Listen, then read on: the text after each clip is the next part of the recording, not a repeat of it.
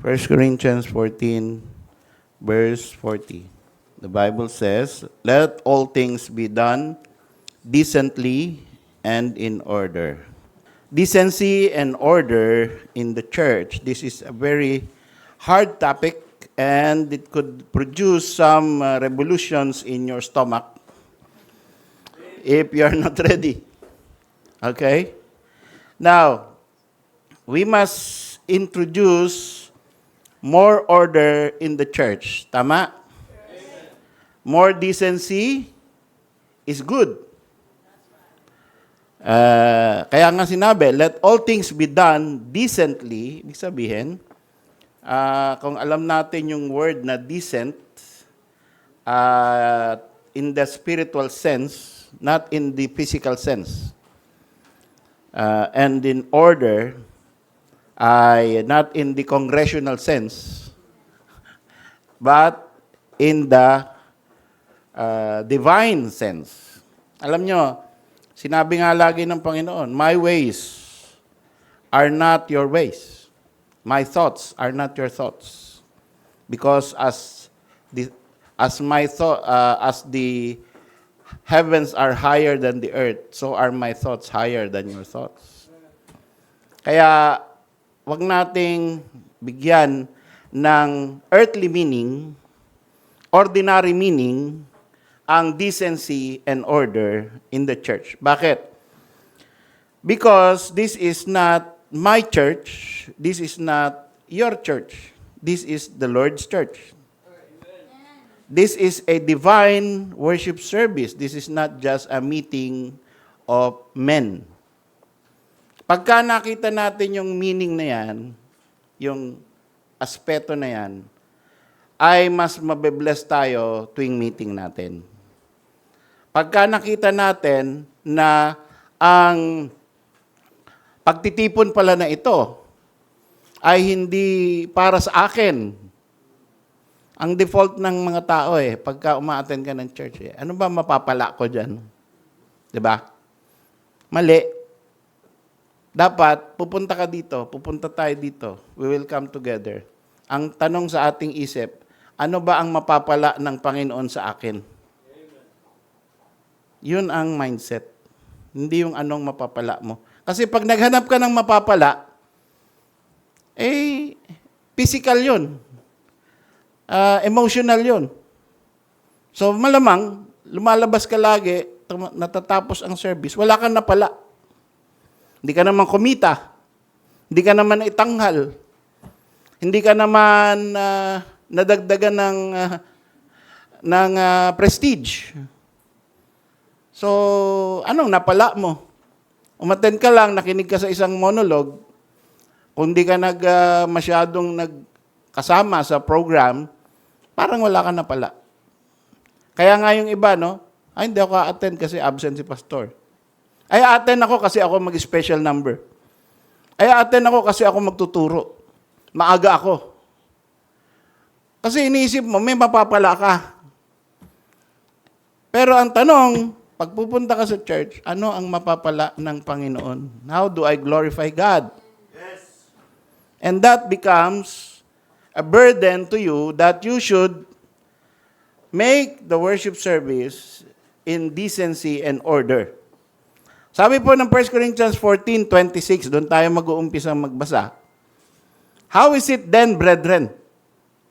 Paano ba, mga kapatid, kung tayo titipon-tipon, when ye come together, every one of you hath a psalm, hath a doctrine, hath a tongue, hath a revelation, hath an interpretation, let all things be done unto edifying.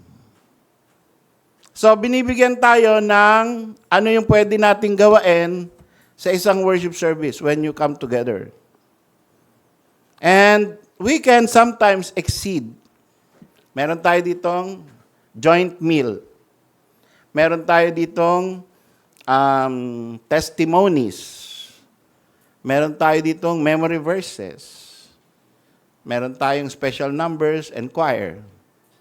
No? So, As long as hindi tayo lumalayo dun sa sinabi ng Panginoon through the Apostle Paul, ay pwede yung gagawin natin, pwede. So when you come together, it's didn't say it should be in a building. Basta you come together. Most of the churches back then were in house of brethren. Wala silang sariling building. No? So, pagka kayo nagtitipon, ito yung ginagawa nyo. Ito yung dadalahin ninyo sa worship service. Psalm. That means music. That means a song. That means something that you render to the Lord. It's not something that you perform. You don't bring a performance here. This is not your show. This is God's service. So bring a sound. Konting awit, no? Congregational is a sound. Alam niyo ba, nung una mga Baptist ay walang instrument. Boses lang nila. At walang songbook, sound. Binabasa nila yung Book of Psalm, hinaawit nila. Yung pastor or somebody whom he appointed gives tone. Nibigyan ng nota yung mga awit ni David. So, nagkaroon ng malaking debate noong 1600s to 1700s nung gumagamit na ng music, ng instrument. Pwede ba yan? Yeah. Kaya nga ngayon, yung mga primitive Baptist, a cappella pa rin kung kumanta. Hanggang ngayon. Kasi sabi nila, sinful ang instrument. No? Sabi ko naman, that is just a way to guide the voice. So, anything that makes the instrument the highlight of the worship service instead of guiding the voice of the congregation, napupunta tayo sa border. 'Di ba? Hindi dapat ang magaling yung musician. Masarap ang magaling ang musician.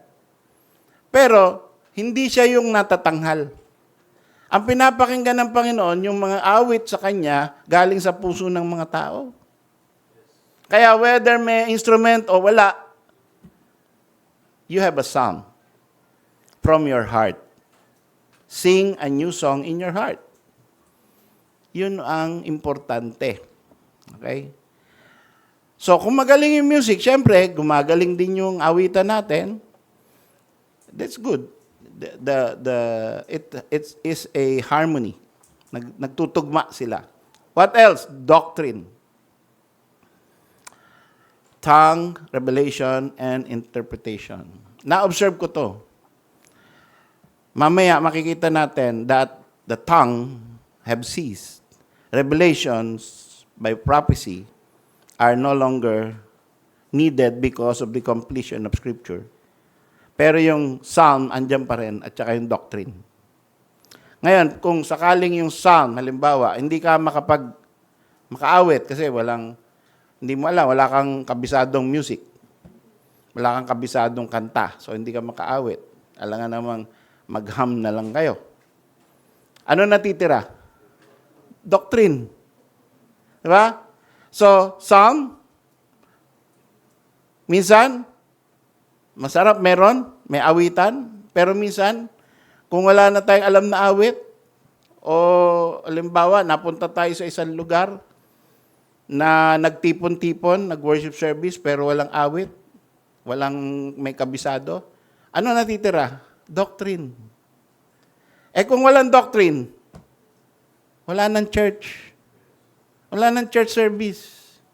Kasi wala nang tongues. Wala nang revelation, wala nang interpretation, walang psalm, walang doctrine, walang worship service. Kailangan, at least, may matitirang isa. That is the doctrine. And that is what we are doing now. This has been going on since the time of the Lord Jesus Christ. Yung Sermon on the Mount, that is doctrine. May awitan ba? Meron bang tongues dun sa Sermon on the Mount? Wala. Sinabi niya lang, blessed. He went into a mountain. He's speaking to thousands. Blessed are the peacemakers. Blessed are the meek. Blessed are the poor. Blessed are they who thirst and hunger for righteousness. So, sinabi niya yun. At ang haba-haba ng sermon na yun. So, doctrine. From the beginning until today, there is always, in every gathering of men of God, doctrine. And sabi pa ng First John, sabi ni John, if any man come to your house and bring not this doctrine, don't give him blessing. Don't let him come in. See? Ang mga kanta, no? Pag magagaling kumanta, papapasukin mo yun sa bahay mo, panonoorin mo yun sa YouTube. Kahit na Hillsong yan. Kahit na, kung ano man, Bethel music, Majesty music, yung mga ecumenical and interdenominational music. Papapasukin mo yan. Panonoorin mo yan. And sa radyo or sa sasakyan mo, pakikinggan mo yan. Because it can enter. Because it's not doctrine. Pero, minsan nakakapasok sa church ang false doctrine because of the music. Kaya ingat din tayo sa music, dapat. Kaya sinasala din natin ang mga aawit. Kung kayo aawit, tapos hindi nyo kabisado, sa tingin nyo, paalam kayo kay Mike, saka kay Rain, sila yung mga binilinan ko na sasala ng mga music. Baka ang kinakanta nyo na Catholic music. Kinakanta nyo na Pentecostal music. Tapos yung mensahe ay malabnaw. So, paalam kayo. No?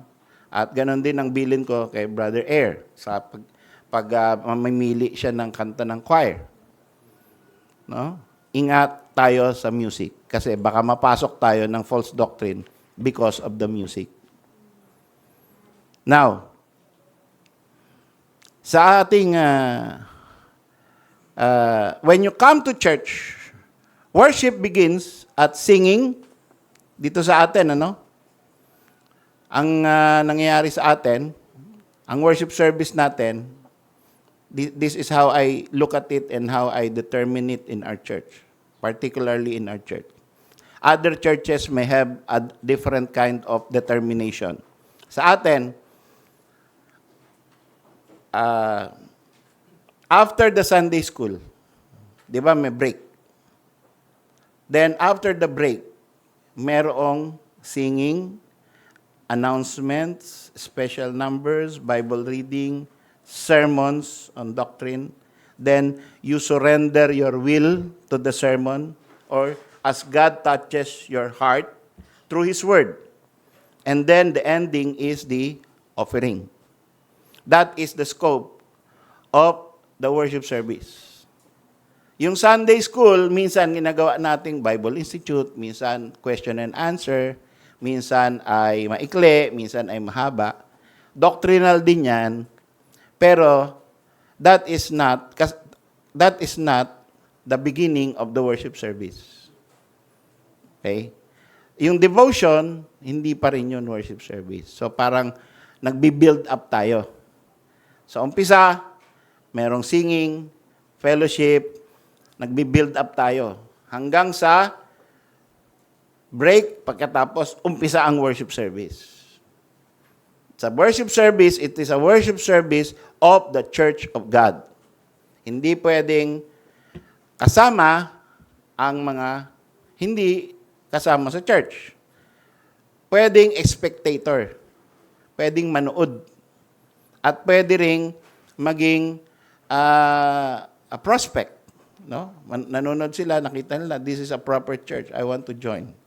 And that is how the Lord did it, how the apostles did it. So when you come to church, we have devotion, application. That is not preaching. Don't make the life application a time to preach. No? Don't, ibig sabihin ng time to preach, punta ka dito, let's open our Bibles to John 3:16. Mga kapatid, ang ibig sabihin ng John 3:16, that's preaching. Don't preach. Doon, that is the time when reflect upon what God's Word has done to your life. It's more personal. No? Papaano ba nangyari sa'yo dun sa salita ng Diyos na yon, itong nakaraang linggo? Ganun lang kasimple yun. Hindi mo kailangan habaan. Maiksi lang. Few minutes. Wag mong hati-hatiin. Ang ibig sabihin nito, ganyan. Kaya dapat tayong lahat ay ganito. Huwag niyong gagawin yun. Okay? Kung gusto niyo mag-volunteer bilang isang preacher, sabihin niyo sa pastor. Gusto niyo mag-preach? Welcome. But we will schedule. No? So I gave opportunity to many of our men to preach. No? Kung gusto niyo, pastor, pwede ba ako Sunday morning? Tingnan natin. No? I will go somewhere else. Ikaw ang Sunday morning. Diba? So, kung kaya ba kung ma-encourage ba ang church bakit hindi? Diba? I do not claim exclusivity. Hindi pwede. Ako lang pwede tumayo dyan. No. But you have to prove yourself that you can do it and you can encourage the church. So, yan po ang ating mga boundaries para meron tayong decency and order. Tama ba? Yes. Oh. Mas maganda kung tayo ay may order, ay hindi tayo magulo. Hindi tayo labo-labo. At hindi tayo maski papano. Diba? After the worship service, what do we have? We have dig, which is not anymore a worship service. That is a reflection on what you heard. Don't talk about yourself. Don't talk about your Bible studies outside. Talk about what happened just recently during the 3 hours that you were here. No? Minsan, pagka nagdidig, blessing. Blessing talaga kasi 3 weeks ago, wala, mali yun, mga kapatid. No? Masarap mag-share ng mangyari sa buhay mo 3 weeks ago, pero dapat dyan, sa Coffee Bean and Tea Leaf, ilibre mo kami. Nag-promote pa ng kumpanya, no? O Chowking. Doon mo kami kwentuhan. Huwag sa dig. Sa dig, ang pag-uusapan natin, ano yung narinig mo nung life application? Or Sunday school? Or preaching? Yun lang. Ganun lang. Na-bless ka ba o hindi ka na-bless? May tanong ka ba o okay na? Kung wala kang masabi, sabi mo, Amen. Everything was a blessing. Si sister na o si brother na ulit ang sasabi. Okay lang yun. Wala kang masabi. Diba? Hindi yung basta may masabi ka, kahit ano na. Hindi in order yun. Hindi decente yun. Magulo yun. Or hindi kaya, binless ako ng Panginoon, meron akong bagong sapatos. Huwag niyong ano yan. Okay? So, malinaw Dig. Yan ang dig. Fellowship. So, that is after the dig. Habang kumakain tayo, kwentuhan kayo. Kwentuhan. Diba? Huwag dismiss. Kwentuhan. Blessing. Tapos, merong mga small group meetings. Small groups. Pwedeng may meeting yung tungkol sa anniversary, meeting tungkol sa Father Sunday, meeting tungkol sa tech group, meeting tungkol sa newsletter, meeting ng iba-iba. nagrereklamo ko sa akin yung iba kasi ang dami-dami na raw chat groups na nahihilo na sila. No? So, huwag kayong masyadong gawa ng bagong chat groups. No? Tapos mapipikon kayo pag may nag-leave. Oh. Okay lang yan. Kung ayaw nila sumali, sige. Huwag kayong masyadong pikunin. Ha? Ay, in-include nyo. Ayaw niya pala. Kasi iba yung linya niya sa buhay niya. Oh. Di okay. Sino ang na-loss? Hindi siya well-informed. Di ba? Ini-include mo siya, pero nag-leave siya, so hindi siya well-informed. Ano na nangyayari? Oh. Tapos, yung akin pong sariling chat group, wag po kayo, kasi 200 ang laman nun, wag po kayong bato ng information doon. Kasi 200 yung nagri-ring na cellphone. Di ba? Pagka nagbato kayo ng information, kahit thank you, pastor, andyan na ako, pastor, 200 yung bling, bling, bling, bling. Oh. Ma-alerto sila, akala nila may gustong makipag-usap. Yung pala, FYI lang. Kaya yun po ang purpose ko. No? Let everything be done decently and in order. Inaayos natin. Huwag kayong mapipikon pag inaayos. Mag-submit kayo dun sa mga nag-aayos na may karapatan, may authority na mag-ayos. Kasi pag hindi tayo nagpasakop doon sa overseer, doon sa deacon, doon sa appointed people, gulo tayo. Magulong church. Lagi tayong may conflict. Gusto niyo ba yung church na lagi may conflict? May bakbakan? May debate? Oh, di ba? Mas maganda na tayo ay nagkakaroon ng harmony. Amen. Nagkakaroon ng masayang pagsasama, masayang pagtitipon. In the early church, bago magkaroon ng New Testament, complete New Testament, the order is sound doctrine, which is teaching and preaching. There is a tongue. The tongue, pag sinabing tongue, let me define what is a tongue. It is a supernatural gift to translate the doctrine to another language. Okay? It is a supernatural language. Another language yan. Pag sinabing tongue, hindi yung chambarera. Hindi yan ang tongue na sinasabi sa Bible. A tongue is another language. Because it was necessary, kagaya noong Pentecostal experience, na sabi ng mga tao na nandoon when they were speaking in tongues, the early church. Wala pang New Testament. Tandaan niyo po, no? Para alam niyo yung purpose. Wala pang complete New Testament. Meron pa lang scriptures, Old Testament. And it was in Hebrew. Okay. So, bakit binigay ng Panginoon ang gift of tongues? Sapagkat gusto niya kumalat ng mabilis sa buong mundo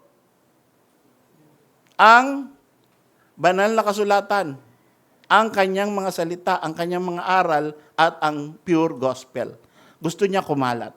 So, anong ginawa niya? Binigyan niya ng mga bagong lengguwahe ang church. Gifts, supernatural. Ibig sabihin, hindi mo inaral pero kaya mong mag-Chinese.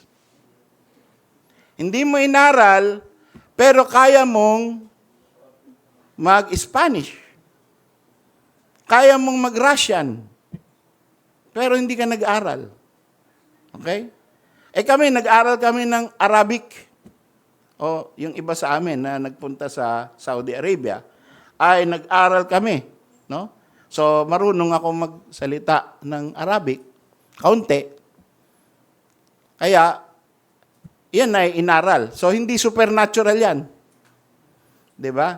Pag sinabi ko, Kepelhal, sabi niya, kulutamam. Oh. O, interpret mo.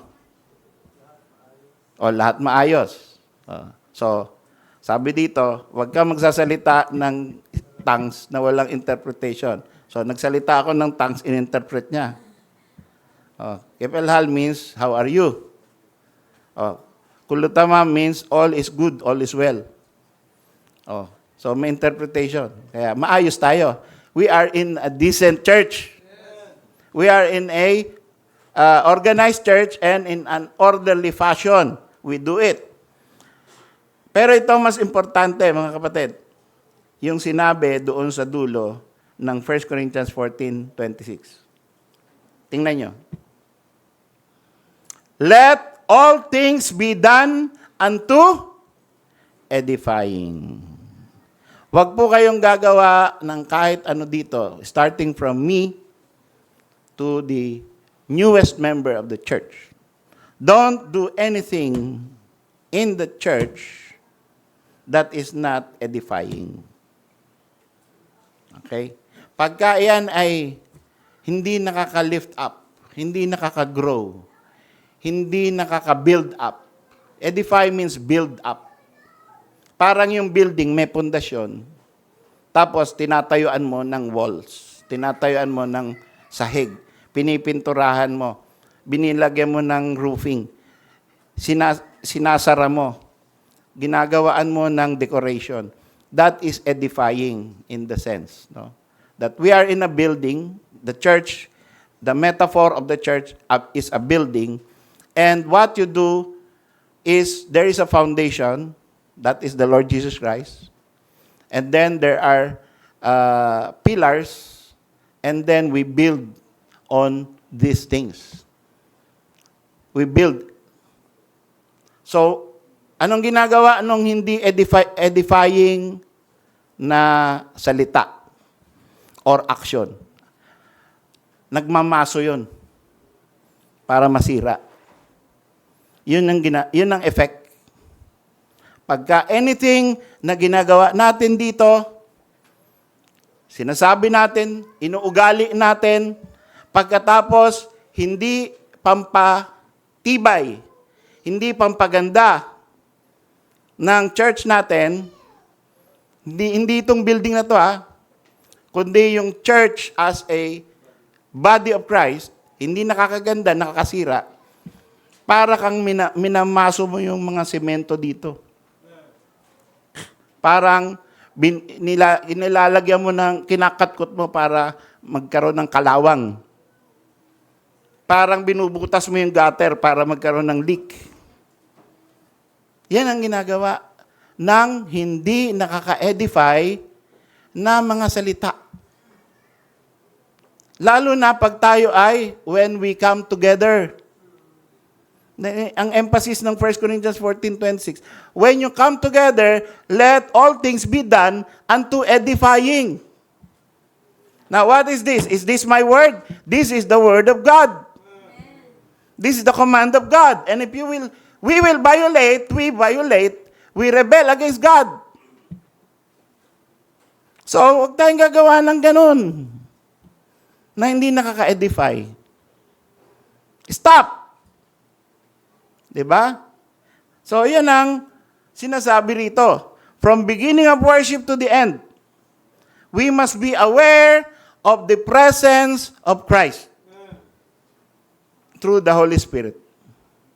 Bakit yung iba ay magulo?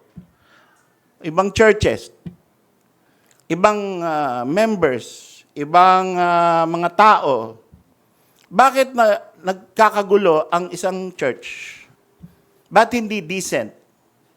Bakit out of order? Because they are not aware of the presence of Christ.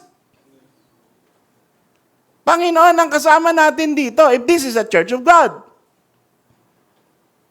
Kung hindi tayo sinasamahan ng Panginoon, tayo lang dito. Useless. Hindi dapat tayo tawaging church. Dapat association.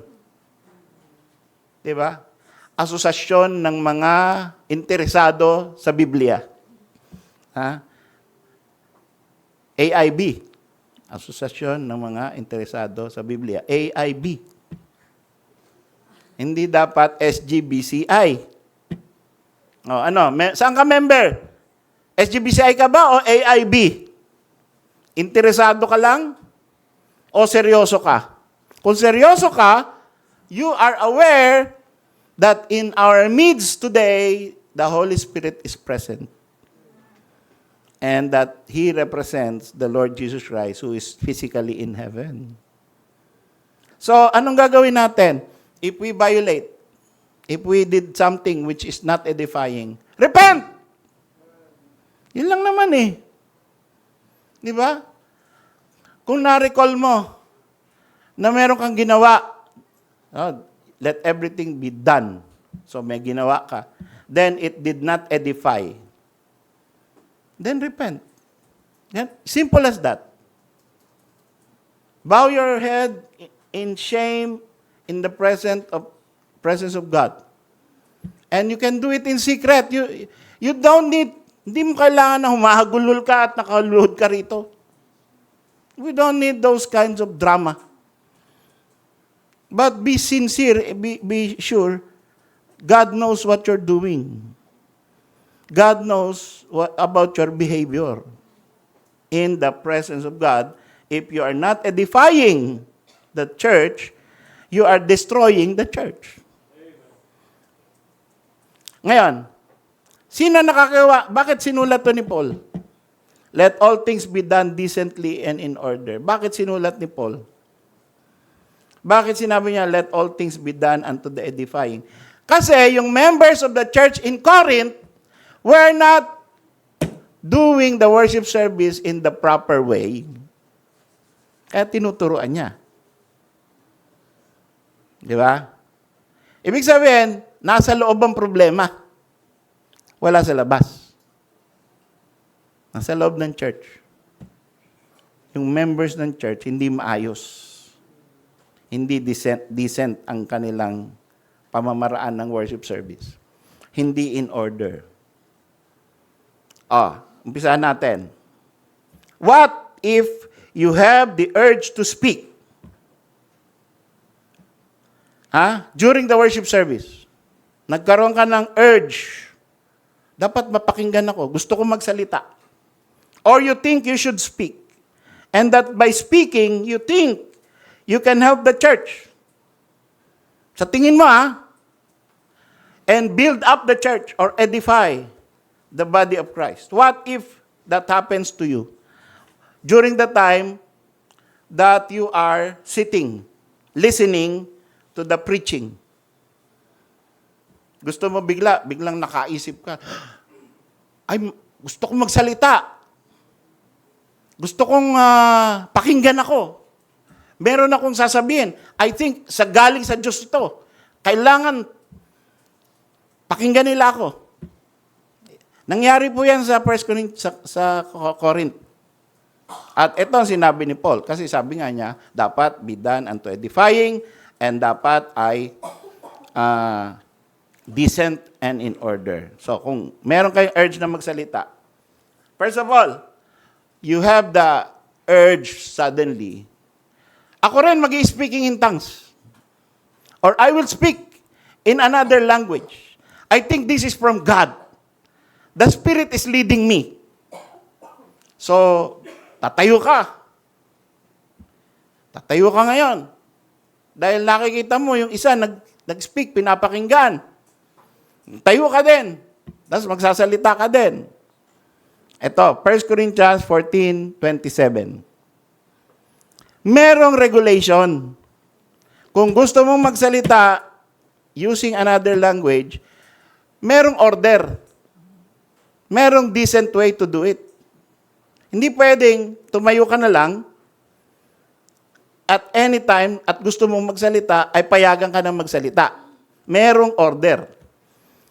If anyone speak in an unknown tongue or a language, let it be by 2 or at the most by 3. Okay. So, ang problema ng Corinth, sabay-sabay nagsasalita. Diba? Kahit saan namang asosasyon, sabay-sabay nagsasalita, may order bang ganun? Well, out of order yun. Diba? Mr. Chairman, the gentleman is recognized. No, recognize me first. Ako na unang nagtaas kamay. No, let me answer the question. So, sabay-sabay. Pwedeng mangyari yan sa isa. At nangyayari yan sa mga church. Sabay-sabay nagsasalita. So, yung unknown tongue, iba-iba pa lengguwahe. So, kasi ang Corinth is kumbaga, meeting place ng iba-ibang nationality. Yung Corinth. Kaya, iba-iba. Oo. Iba-iba ang lengguwahe, kaya merong mga interpreter sila. Pero, makapasyal nga dun sa church na yun. So, may naiintindihan siyang konti, biglang gusto niya magtumayo, magsasalita siya, tapos ibang lengguwahe. Ano sabi? 2 lang or 3 maximum. Pagka sa worship service, nakatatlo na, tumigil na kayo. Okay? Tapos, that by course. Ano yung sabihin by course? Isa-isa. Hindi pwedeng sabay-sabay. Okay? Ikaw muna. Anong sasabihin mo, kapatid?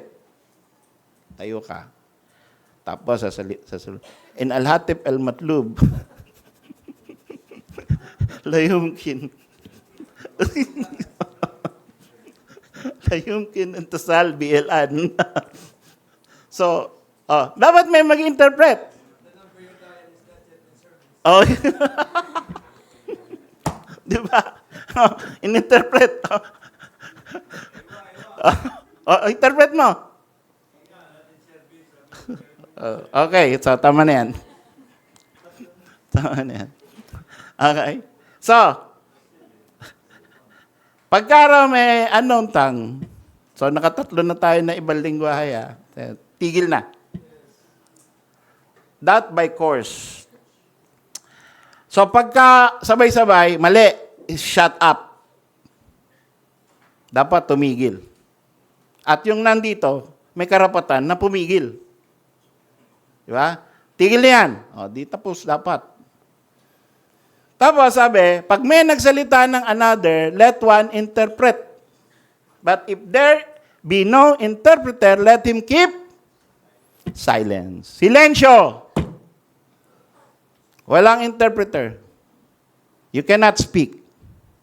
So may karapatan ba ang pastor na pumigil sa mga gusto magsalita? Yes. Para may order. Gusto mo magsalita, hindi pa time, kasi meron pang iba nagsasalita, hintay mo. Ngayon, wala ka interpreter, tumigil ka, manahimik ka. So this is about the tongues. Let him keep silence in the church or in the church meeting. Kaya sa church meeting, pwedeng pigilin ang speech. Pwedeng sabihin, tahimik. Walang magsasalita. Then sabi, and let him speak to himself. Meron ka talagang gustong sabihin, kausapin mo sarili mo. Ayun, speak to himself. Tama? Pagka naiintindi tayo English, ang dali naman eh.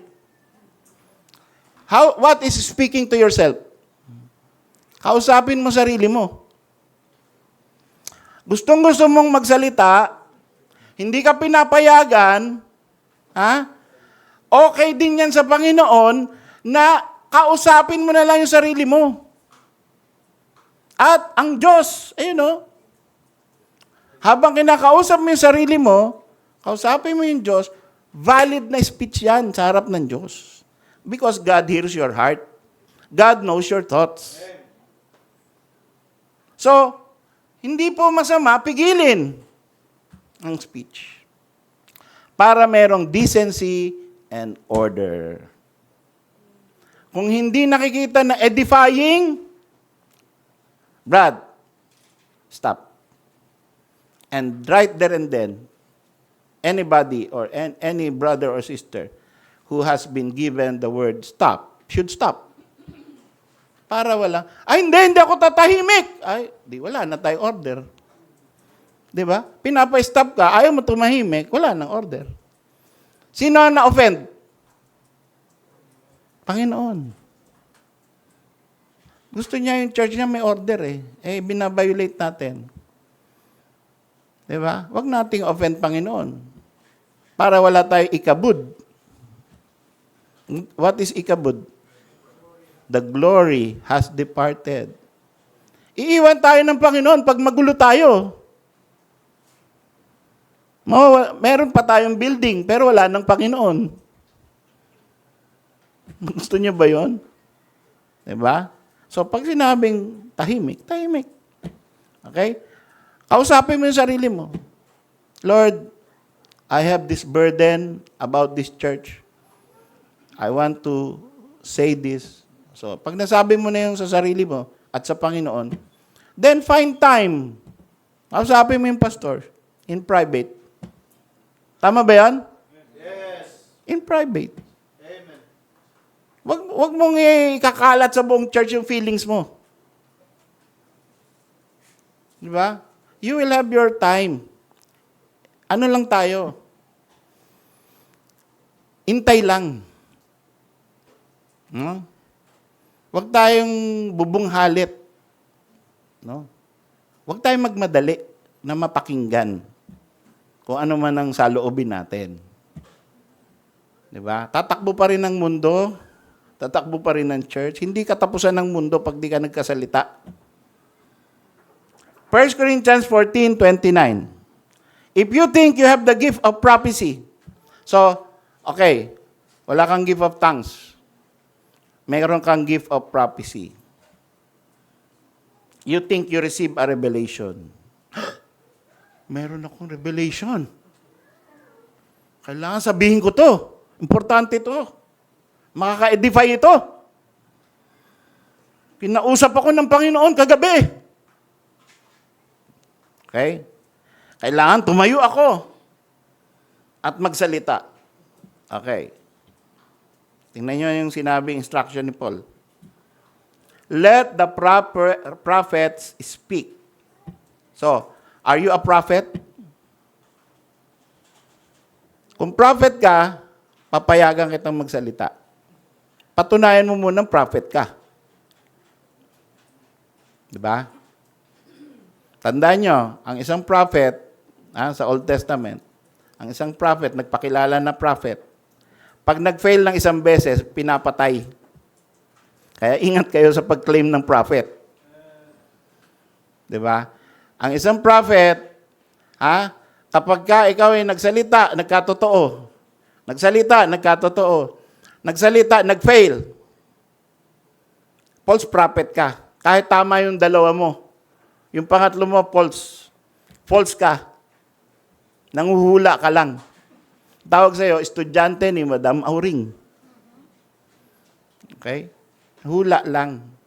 Clairvoyant siguro. May ESP, may sixth sense, may third eye, yung mga ganyan. But, if you claim that you're a prophet, let him speak. Pero ito na naman, 2 or 3. Paano kung maraming na nag-inip? Kagabi. At sabi, meron akong word from the Lord. Meron 2 or 3, tapos merong judge. So, pag kami nag-claim ng prophet, pwedeng pahiyain yung prophet. Okay? Tandaan niyo yan, we're just reading the Word of God. Kasi let the other judge. Okay? Then, if anything be revealed to another that sitteth by, let the first hold his peace. For ye may all prophesy one by one, that all may learn, and all may be comforted, and the spirit of the prophets are subject to the prophets. So, anong ibig sabihin nun? Pag may nag-prophesy, tapos sinabi nito, hindi galing sa Panginoon yan, pahiya ka. So, pwede raw yun. Pwede raw mag-rebuke ng prophet. At pwedeng sabihin, nagkukunyari yan, hindi yan galing sa Panginoon. Panahon ni Micaiah, ganun. Pinahiya niya. An evil spirit said, I will be a lying spirit. unto the prophets of Ahab. Oh. You see? So, siya yung true prophet.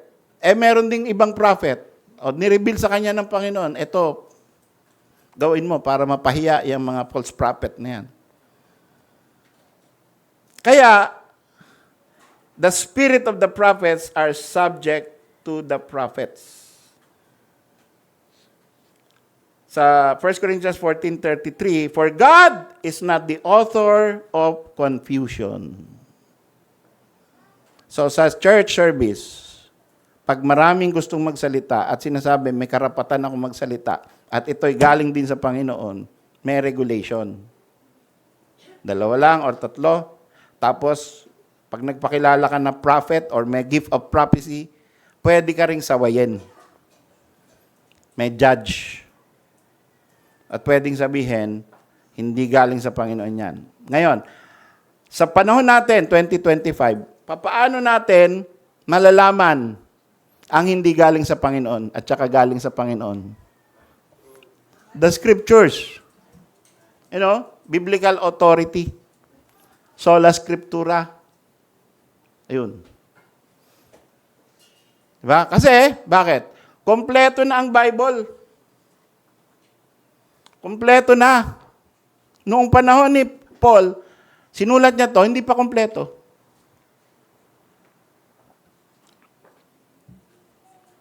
Tissue nga. Kaya ang judge, during that time of Paul, is another prophet. Diba? Kasi hindi pa kompleto scriptures. Ngayon, kompleto na ang scripture, ang judge, scriptures. So, alam may tumayo. Sabihin, ito pa sinabi ng Panginoon. May pastor dito. Brad, di sinabi ng Panginoon yan.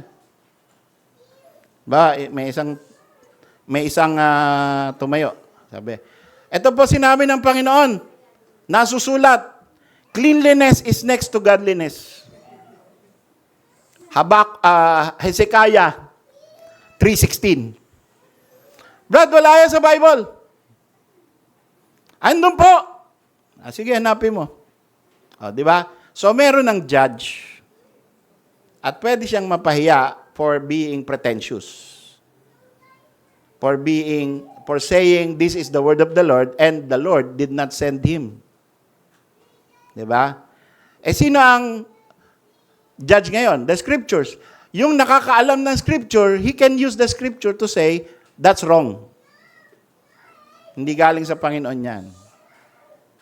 Kaya, sa panahon natin ngayon, mga kapatid, ito, pakinggan nyo to. Hindi na kailangan ng gift of prophecy. Bakit? Kasi, lahat ng sinabi ng Panginoon, nasa Bible na. Pagkatapos, kung meron kang sasabihin, na sasabihin mo ay prophecy, kung wala yan sa Bible, false prophecy yan. Ngayon, kung yan ay nasa Bible, i-quote mo na lang yan.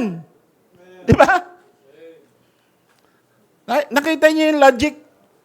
Kung meron kang sinasabi, na sinasabi mo prophetic, tapos, exactly kung ano yung nakasulat sa Bible, yun yung sinabi mong prophetic. Di hindi gift yan, quotation from the Bible.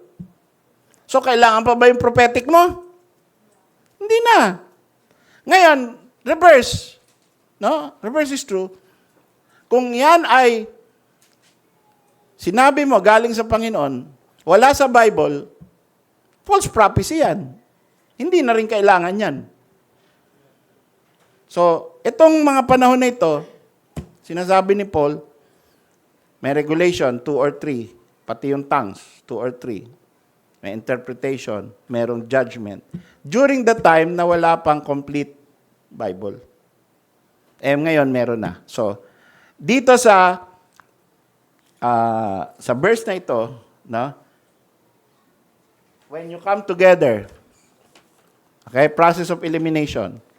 when you come together, every one of you had a psalm, doctrine, tongue, revelation, interpretation. Hindi na kailangan ng revelation, kasi kompleto na Bible. Hindi na kailangan ng tongues, kasi wala nang bagong revelation. Okay? At lahat ng lengguwahe meron ng Bible ngayon. Hindi na kailangan ng interpretation kung walang tongues. So, tatlo na yung, dito sa verse 26, tatlo na yung hindi na kailangan.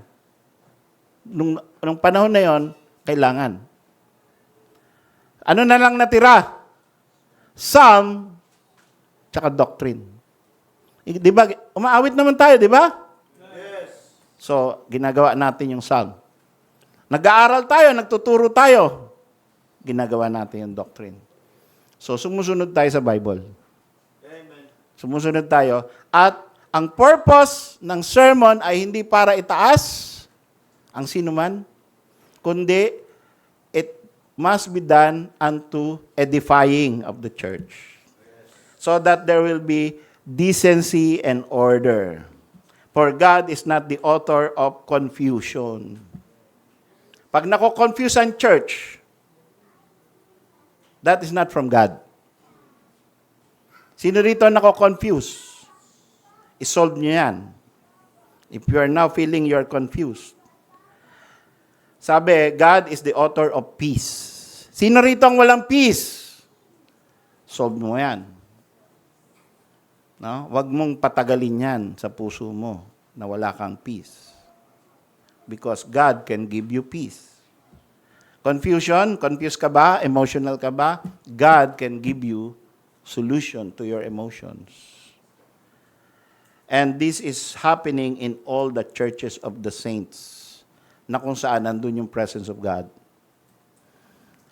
Only we will follow. Lastly, ito pa isang, at ito yung pinaka-offensive. Verse 34. If you think you have to stand and say something in the church during the worship service, and you are a woman, what are the guidelines? Ano, pinag-uusapan natin worship service, at yung urgency, yung necessity or yung urge to stand and speak to the whole church. Ito ang sabi ng Panginoon through Paul. 1 Corinthians 14:34. Let your women keep silence in the churches. Ibig sabihin, churches, it means all the churches of God, not only in Corinth. Tumahimik kayo, mga babae. For it is not permitted unto them to speak. During the worship service, walang pastora, walang teacher na babae. Okay? Yan ay utos ng Diyos sa isang mixed crowd during the worship service. But they are commanded, inuutusan kayo ng Diyos, hindi ng pastor, to be under obedience. Sumunod lang kayo. Manahimik kayo. As also saith the law. And if they will learn anything, let them ask their husbands at home. What about those who do not have husbands? Then you can ask the pastor or somebody who is learned in the scriptures. Okay? Wala kang husband, dalaga ka. You can ask your father. If ikaw lang ang saved doon sa bahay mo, buong sambahayan, ikaw lang ang saved, then you can ask the pastor or yung somebody who is an elder Christian who knows the scriptures. Okay? So, doon ka magtatanong. Bakit ba sinabi yun? Bakit ba ganito ginagawa natin? Bakit hindi dapat ito, dapat yon? Ano bang rules dyan? Ganyan. Gawain mo yan in private. At home So, privacy. Private questions. Pag babae. not during the worship service. Okay? And if they will learn anything, kung gusto mong matuto, women, gusto nyo matuto, ask your husband at home. Why? For it is a shame, nakakahiya sa mga babae na magsalita sa church. Ako ba may sabi nito? Si Paul. Panginoon, commandment. Okay? Nakakahiya daw. Ang pinag-usapan natin, restricted ulit, worship service So mali ang mga pastora. Pagka kayo may kilala na pastora ang nagsasalita, wala na yon. Hindi totoong church yon. False church yon. At ngayon, sa isang Baptist church, kagaya ng SGBCI, it is a shame for women to speak. It is disrespectful to your husband if your husband is also here. No? Wife ka, yung husband mo, andito din, member din ng church, tapos ikaw yung maingay during the worship service. It is a shame. Okay? The women should learn not by speaking, but by asking their husbands. The women speaking is a shame. So, bakit ganon? Sobra. Yun ang sabi ng Panginoon tingnan nyo nakaka-revolution, lalo na sa panahon 2025, nakaka-revolution ng damdamin, lalo na sa babae. Pero ito, verse 36. What? Came the word of God out from you, or came it unto you only? Ito yung tanong ni Paul. Bakit kayo nagagalit? Bakit kayo na-i-insulto, mga babae? Saan ba galing ang salita ng Diyos? Kayo ba nag-produce niyan? Yan ba ay by constitution and by laws? Yan ba ay by convention? Ibig sabihin, pinagbotohan ba natin yan? O binabayan galing sa langit, papunta sa inyo?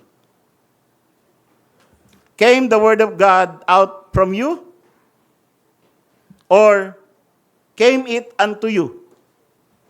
So kung dumating ang salita ng Diyos sa atin, wala tayong ibang activity kundi sumunod. Walang choice. Galing sa langit Ito If any man think himself to be a prophet or spiritual ka bang babae? Let him acknowledge that the things that I write unto you are the commandments of the Lord. Utos ng Panginoong Diyos. Utos ng Panginoon. Ang mga sinasabi ko, ang mga sinusulat ko. Kaya wag na kayong pumalag. Wag na kayong mag-argumento. I-acknowledge mo na lang. Bow ka na lang. But if any man be ignorant, let him be ignorant. Yun ang matindi. Kung may tutol ka pa rin, pagkatapos nitong mga sinasabi na ito, bahala ka sa buhay mo. Yun yung ibig sabihin ng let him be ignorant. Kung nagpe-persist ka pa rin, ini-insist mo, mali yan. Hindi yan okay sa akin. Be ignorant. Wala tayong pagtatalo. You want to be ignorant?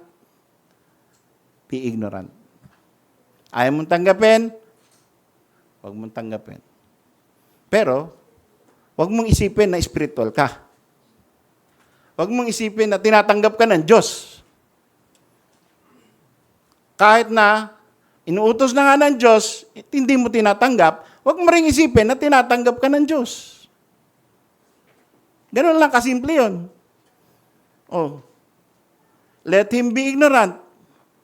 Wherefore, brethren, covet to prophesy and forbid not to speak in tongues. Pero ayusin nyo, siguraduhin nyo kay prophet, I will not forbid you. And if you have a valid speaking in tongues gift, I will not forbid. We will not forbid as a church. We ought not to because of this. Verse 39. But, be sure na totoo talaga galing sa langit yung ginagawa nyo, hindi copycat lang.